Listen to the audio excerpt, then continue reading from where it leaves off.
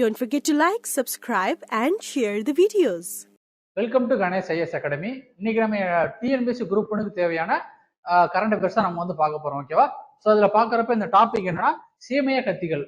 Okay, சீமைய கத்திகள் என்னன்னா இது ஒரு வகையான மரம். ஓகேவா? ஸோ அந்த மரம் வந்து எதனால நியூஸ்ல வந்திருக்குன்னு சொல்லி பார்க்கலாம். அது போக இதோட கேரக்டரிஸ்டிக்ஸ் இதெல்லாம் எப்படி வளரும், எங்கெங்க வளரும், எதுக்காக இது வந்து கொண்டு வரப்பட்டது அப்படின்னு சொல்லி நம்ம எல்லாமே கொஞ்சம் விரிவா பார்க்க போறோம். ஓகேவா?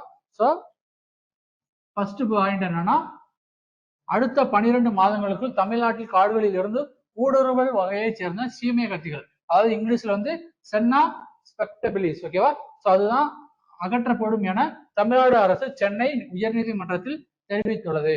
ஓகேவா? ஸோ நம்மளுக்கு எப்படி இந்த கருவேல செடி வந்து ரொம்ப இன்வேசிவ் ஸ்பீசிஸா வந்து எல்லா இடத்துலயும் பரவி இருக்கும், அதே டைப்பான ஒரு ஸ்பீசிஸ் தான் இந்த சீமைய கத்திகள். ஓகேவா? சீமைய கத்திகள் மரத்தினால நேட்டிவ் ஸ்பீசிஸ்க்கு வந்து ரொம்ப ரிஸ்கா இருக்கு, அதனாலதான் இது வந்து ரிமூவ் பண்ண போறோம் அப்படிங்கிற மாதிரி தமிழ்நாடு கவர்மெண்ட் வந்து ஹைகோர்ட்ல இருந்து சொல்லியிருக்காங்க. ஓகேவா? ஸோ அதனாலதான் இந்த பர்டிகுலர் நம்ம இந்த மரத்தை பத்தி வந்து பார்க்க போறோம். ஓகே, ஸோ இந்த மரத்தை பத்தி பாக்குறப்ப இது பருப்பு குடும்பத்தை சேர்ந்த ஒரு இனமாகும். இந்த பருப்புனா என்னன்னா நம்மளுக்கு வந்து இந்த பயறு, அதுக்கப்புறம் இந்த பட்டாணி அந்த மாதிரி வகைகள் இருக்கு பாத்தீங்களா, அதை சார்ந்த ஒரு மரம் தான் இந்த சீமைய கத்திகளும். ஓகேவா? ஸோ இங்கிலீஷ்ல சொல்லணும்னா லெகும்ஸ். ஓகே, ஸோ அந்த குறிப்பினத்தை சேர்ந்ததுதான் இந்த சீமைய கத்திகள். இது தெற்கு மற்றும் மத்திய அமெரிக்காவை பூர்வீகமாக கொண்ட ஒரு நடுத்தர முதல் பெரிய மரமாகும். மேலும் இது பிரகாசமான மஞ்சள் பூக்களை கொண்டிருப்பதால் அலங்கார செடியாகவும் வளர்க்கப்படுகிறது. ஸோ இது ஃபர்ஸ்ட் எங்க இருந்து கொண்டு வந்தாங்க அப்படின்னா, நம்மளுக்கு வந்து மத்திய அல்லது தெற்கு அமெரிக்கா. ஓகேவா? தெற்கு அமெரிக்கானா நம்மளுக்கு வந்து இந்த பிரேசில், கொலம்பியா அந்த மாதிரி ஏரியா தெரியும். மத்திய அமெரிக்கானா நம்மளுக்கு வந்து அந்த வெஸ்ட் இண்டியன் ரீஜன். ஓகேவா? ஸோ அந்த மாதிரி இருக்கக்கூடிய இடத்துல இருந்து கொண்டு வரப்பட்ட ஒரு தாவரம் தான் இந்த சீமைய கத்திகள். இந்த சீமைய கத்திகள் வந்து எப்படி இருக்கும் பாக்குறதுக்கு என்னன்னா, நம்மளுக்கு வந்து எக்ஸாம்பிளுக்கு என்ன சொல்றாங்கன்னா, இந்த மஞ்சள் பூக்கள் தான். நீங்க வந்து நிறைய பார்க்கிங் ஏரியா எல்லாம் பார்த்திருப்பீங்க, அங்க வந்து சில டைம்லாம் வந்து அந்த மஞ்சள் கலர் பூக்கள் எல்லாமே சாலைகள்ல வந்து விழுந்து கிடக்கும் பாத்தீங்களா. ஸோ அந்த மாதிரி அந்த செடி தான் என்னன்னா இந்த சீமைய கத்திகள் அப்படின்னு சொல்லி சொல்றாங்க. ஓகே, ஸோ மஞ்சள் பூக்களை கொண்டிருப்பதால் அலங்கார செடியாக வளர்க்கப்படுகிறது. ஸோ இது வந்து ஆரம்ப காலகட்டத்தில் வந்து எப்படி வளர்க்கப்படுச்சுன்னா, ஒரு டெக்கரேஷனுக்காக, அலங்காரத்துக்காக கொண்டு வரப்பட்ட ஒரு தாவரம் தான் இந்த சீமைய கத்திகள். அது போக இது காலப்போக்கில் வந்து என்ன பண்ணுதுன்னா, இது வந்து இன்வேசிவ் ஸ்பீசிஸா மாறி மற்ற மரங்களோட வளர்ச்சிக்கு வந்து இது வந்து ஆபத்தா வந்து மாறி இருக்கு. ஓகே, ஸோ அதனாலதான் இது வந்து அந்த வெட்டி எடுக்க போறாங்க. அதுக்கப்புறம் இதோட பண்புகள் பாக்குறப்ப இது வேகமாக, குறிப்பாக ஆழமான மண்ணில் வளரும் இனமாகும். ஸோ இந்த ஆழமான மண்ணு சொல்லி நம்ம என்ன சொல்லி பார்த்தோம் அப்படின்னா, நம்மளுக்கு வந்து மேற்பரப்பு இருக்கு, நம்ம சாயல் இருக்கு அப்படின்னா, அந்த சாயலோட மேற்பரப்பு இருக்கு பாத்தீங்களா, அதுல இருந்து 30ல இருந்து 60 இன்ச்சு அந்த இடத்துல இருக்கக்கூடிய சாயல்ஸ்க்கு வரைக்கும் அந்த வேரை வந்து ஊன்றி வளரக்கூடிய ஒரு மரம். அதுதான் சொல்றாங்க இந்த ஆழமான மண்ணில் வளரக்கூடிய இனம். மற்றும் இது தீ மற்றும் கரையான் எதிர்ப்பு மற்றும் வலுவான அமில மண்ணை பொறுத்துக்கொள்ளும் திறன் வாய்ந்தது. இதுக்கப்புறம் என்ன சொல்றாங்கன்னா, இது வந்து அவ்வளவு சீக்கிரம் வந்து தீக்கு வந்து இரையாகாது, அந்த மாதிரியான ஒரு ரெசிஸ்டன்ஸ் இதுல இருக்குது. அது போக கரையான அரிப்புக்கு வந்து உள்ளாகாது.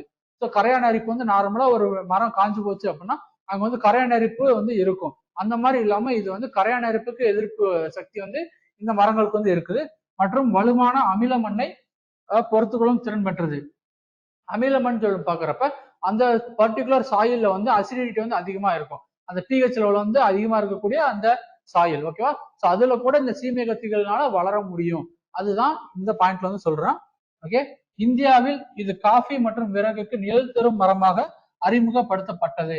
ஸோ காஃபி செடி வந்து இருக்குது, அது போக வந்து அந்த விறகு கட்டைகள். ஸோ அந்த விறகு கட்டைகளுக்கு அந்த நிழலா இருக்கக்கூடிய ஒரு மரமா தான் ஃபர்ஸ்ட் கொண்டு வராங்க இந்தியாக்குள்ள. அது போக இது வந்து காலப்போக்கில் வந்து இதோட ஸ்ப்ரெட்டிங் வந்து அதிகமா இருந்ததுனால இது வந்து அந்த புல்வெளி வளர்றதுக்கு வந்து ரொம்ப தடையா இருக்கு. அது போக வந்து நம்ம ஊருக்குன்னே சில தாவரங்கள்லாம் இருக்கும் பாத்தீங்களா, அந்த தாவரத்தோட வளர்ச்சிக்கு வந்து இது வந்து தடையா இருக்குது. ஓகே, அந்த மாதிரியான ஆபத்து வந்து இது வந்து விளைவிக்குது. அதன் அடர்த்தியான இலைகள் மற்றும் பூர்வீக மற்றும் புல் இனங்களின் வளர்ச்சியை தடுத்ததால் அது விரைவில் பூர்வீக மர இனங்களுக்கு அச்சுறுத்தலாக மாறியது. ஸோ இதோட இலைகள் எல்லாமே வந்து ரொம்ப பெருசா இருக்கும், ரொம்ப இடத்துக்கு வந்து பரப்பி காணப்படும். ஓகேவா? ஸோ அந்த மாதிரி பாக்குறப்ப இது வந்து கீழே வந்து நிழலை வந்து விடாது, அந்த மாதிரி சூரிய ஒளி வந்து கீழே வந்து விடாது. அந்த மாதிரி விடாம இருக்கிறப்ப தரையில வந்து புல்லு வளர்றதுக்கான வாய்ப்புகள் வந்து இருக்க மாட்டேங்குது. அது போக சின்ன சின்ன விதைகள் வந்து அங்க வந்து விழுது அப்படின்னா அந்த விதைகள் வந்து மரமா மாறதுக்கு வந்து சூரிய ஒளி வந்து தேவை. அந்த சூரிய ஒளியவும் இந்த சீமைய கத்திகள் வந்து தடுக்குது. அதனால இது நேட்டிவ் ஸ்பீசிஸ்க்கே ஒரு த்ரெட்டா வந்து மாறி இருக்கு அப்படின்னு சொல்லி சொல்லிதான் இது வந்து ரிமூவ் பண்ண போறாங்க.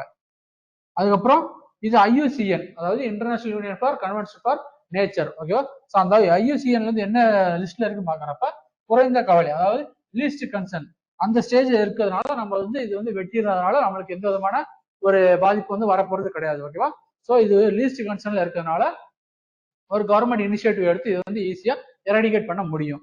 ஸோ அதுதான் இந்த நம்ம ஓவராலா பார்த்த சீமைய கத்திகள் பத்தி கொஞ்சம் டீட்டெயிலிங்கா பார்த்துருக்கோம். ஓகே, ஸோ இந்த பிக்சர்ல பாக்குறீங்கல்ல, நீங்க வந்து நிறைய விதமான சிட்டி சைட்ல வந்து நான் அதிகமா பார்த்துருப்பீங்க. மோஸ்ட்லி வந்து சிட்டி சைட்ல வந்து நிழலுக்காக வைக்கப்பட்ட ஒரு மரங்கள் தான் இந்த சீமைய கத்திகள்.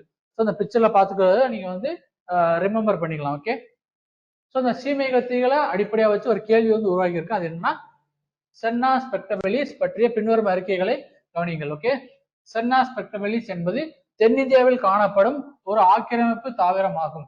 ஓகேவா? ஆக்கிரமிப்பு தாவரம்னா இன்வேசிவ் ஸ்பீசிஸ். ஓகேவா? அதுதான் சொல்லியிருக்காங்க. தென் இந்த தாவரங்களின் தாயகம் ஐரோப்பிய கண்டமாகும்.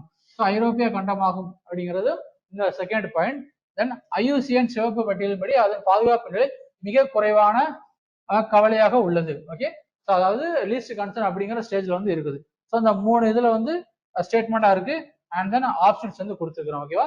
ஸோ கரெக்டான ஆன்சர் என்னன்னு சொல்லி நீங்க வந்து கமெண்ட்ஸ்ல வந்து போடுங்க.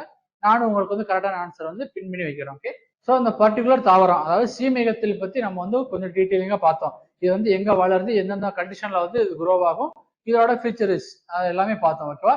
ஸோ இந்த தாவரத்தை பத்தி வேற ஏதாச்சும் உங்களுக்கு டவுட் இருந்துச்சு அப்படின்னா கீழே கமெண்ட்ஸ்ல வந்து போடுங்க, நான் உங்களுக்கு ரிப்ளை பண்றேன். ஓகேவா? ஸோ அடுத்த வீடியோல பார்க்கலாம். until then bye from Ganesh IAS Academy. Thank you.